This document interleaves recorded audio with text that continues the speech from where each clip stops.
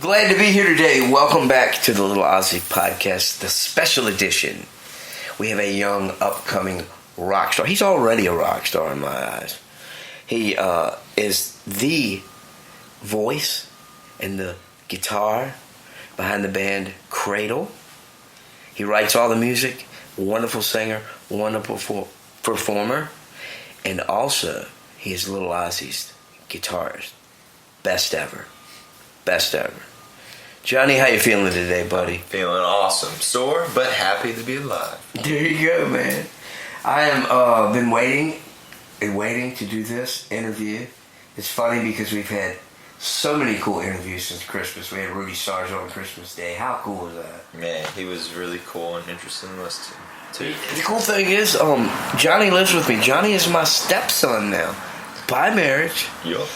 I was fortunate enough and blessed enough to actually marry his beautiful mother. And it's just amazing how blessed we are and how, my guitarist and the coolest guy I know lives in the same house. We all live together. We play music together. Our living room has no furniture, really. Nope. It's all equipment. Yep. What a life, brother. That's the way I like to live. Yeah. I don't even know where to start, man, except, I was fortunate enough. I knew who you were, but I never really met you until almost 2 years ago. Yeah. And, we have prayed together, played together, cried together, been broke down together, had a house burned down on us. Yeah. It's been crazy. Yeah. Since the first time we played together and you opened up for Little Ozzy. Yeah. In Norfolk?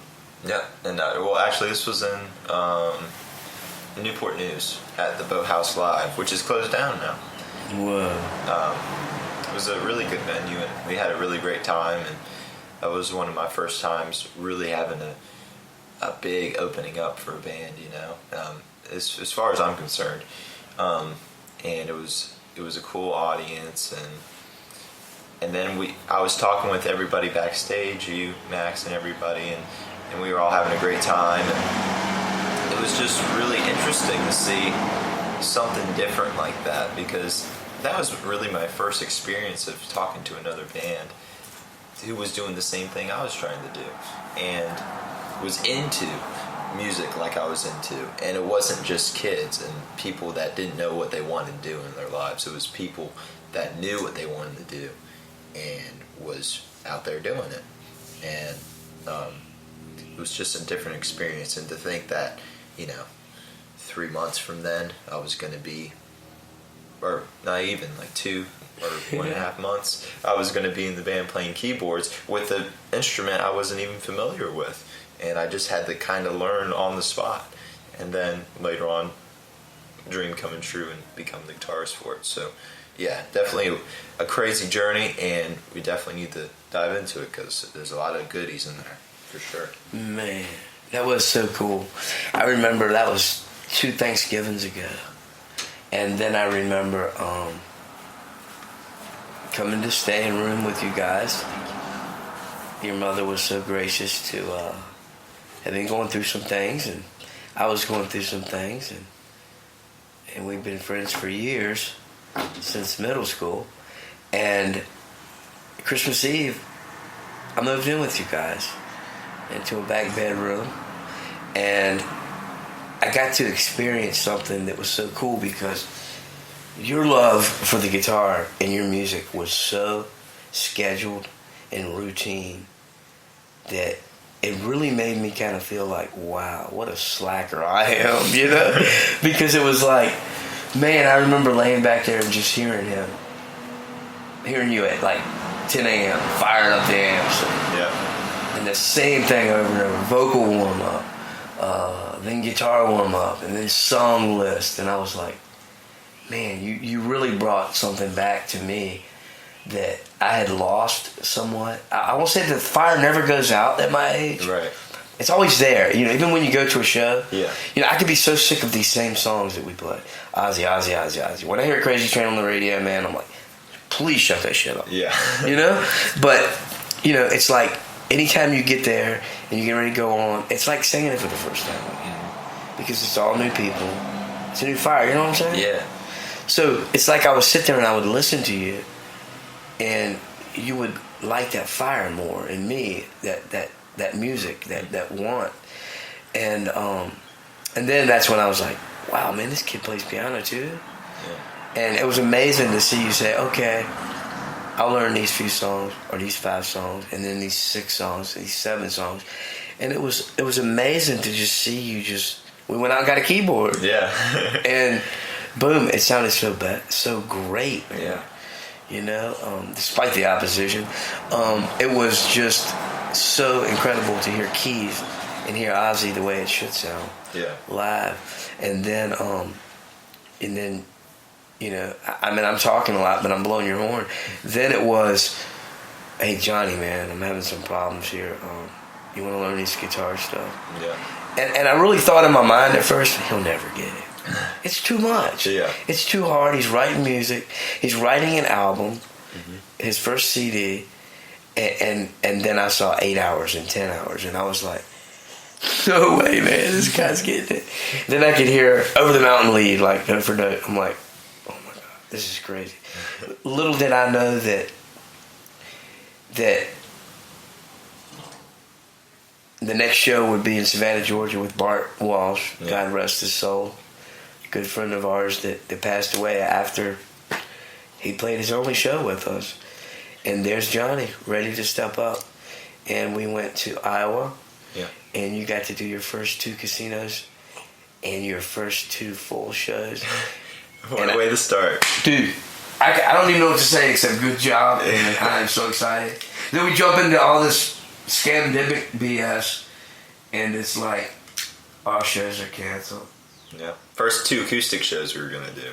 So each show that I was doing was a huge monumental show, and now these ones got canceled. So hopefully we'll be able to redo them with these venues, because I was excited for those for sure, and I definitely want to still do those. Oh yeah, it's crazy. Yeah. Something big's got to be coming. Oh yeah, the big stuff was already coming. You know, with the Lunatic Luau later this year, and Memphis in May, Memphis which is in still May. on. It's They're still rescheduling. on. And Memphis in May, that's not going to be in May, and they're pretty dedicated to their venue if that's the case. Could be Memphis in November. Mm-hmm. The Lunatic Luau was a disappointment because it was with Disturbed. Yeah. And it was going to be huge at Virginia Beach Amphitheater, and they canceled the whole thing for the whole year. Yeah. But the good thing is we're still on their minds. Yep. We still got Palm Coast, July 4th. They haven't canceled that yet. Nope, they haven't. It's Space Coast Harley. Yep. And the cool thing about that gig was I was sending emails out for at least a month or 2, just to different venues trying to get certain gigs, and that was the only one I was able to get. Nobody else was calling back. Nobody else was interested for some reason, and I was just like, all right, well, I guess. And it still hasn't been canceled, so I feel like God wanted me to only get that one for some reason, because He knew all this was going to be happening beforehand, and all the stuff I would have worked hard on would have gotten canceled. I would have been even more upset, and I'm just thankful that we got one coming up. And we've played Palm Coast before. Lynn's played it twice now, I'm pretty sure. Oh, yeah. That's a fun one. Yeah. And Man of War's drummer, man. He always shows up. Oh, cool. Rhino. Yeah. Man, he is the coolest. Yeah. He lives down there, you know. Uh-huh. But yeah, he's a great guy. I got to have dinner with him at the last time we played Space Coast. Before you did, the one time before that, Tim Bishop, a good guy, he books us there. Well, he's got somebody else doing it now. But yeah, we went to eat dinner with him because my bass player at the time was buddies with him. And it was just so cool to be able to meet somebody that I listened to in the 80s. But he's a bass drummer, man. Yeah. When I told Draven, our guy, Rhino, he's like, you're going to make me drum in front of Rhino? I mean, everybody knows who he is. Right. Look him up on YouTube. Rhino, drum solo, Man of War. Kenny is his name. Great guy. But it's amazing to be set back with the Corona crowd and sit back and reflect and learn so much and look back at where we are now Yeah. as a family, as a unit with Little Ozzy. And, I'm going to move forward now and talk about your music. Some of these songs you've written a couple years ago. You're how old now? I'm 18 now. Man, these songs, we're going to play some of these songs, so you don't go anywhere, because we're going to be playing a few songs or the entire CD if Johnny wants us to on the show, so you can hear it. But give us the rundown, man, on how you recorded it, when, who, and all the good meat. Beautiful. So it started back last summer with Bill Leverty, which you had known since back in the White Heat days, which was way before I was 84. I was conceived. So so Lynn had known Bill for a long time, and I was looking for somebody to record the album. And I'd only had singles recorded before, and I had never recorded an album before. And I just got a new band with Edward Finman and Matt, and they were really awesome. And I just found them, so this was a pretty brand new band. I had them for about maybe 3 months, and we had met up for a few practices. Beast drummer, by the way. Yeah, and really great bass player, and really cool guys, and all my age, which I was actually trying really hard to get for a long time.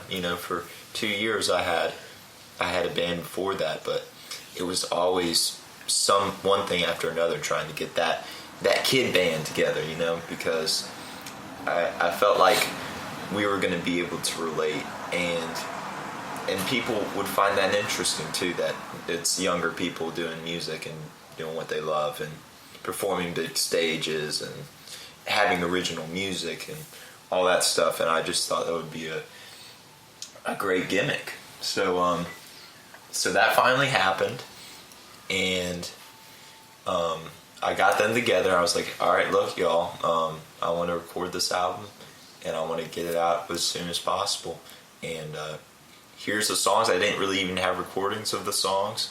I mean, I played them live with the guys, but some of them they didn't even really know about. So I had to teach it to them, and then we had to take it to the studio. And they were writing their parts. There was no really parts before that. They were creating the parts as we were going along, and they did it very well. So then we went in, we recorded the drums first, we recorded the 2 rhythm guitars in each ear first, and then we did the drums, and then we did the bass, and then we did the solos and the vocals and the background vocals that Lynn did, and that was it. Now that took about a year because we only met with Bill here and there because we had gigs down near Bill.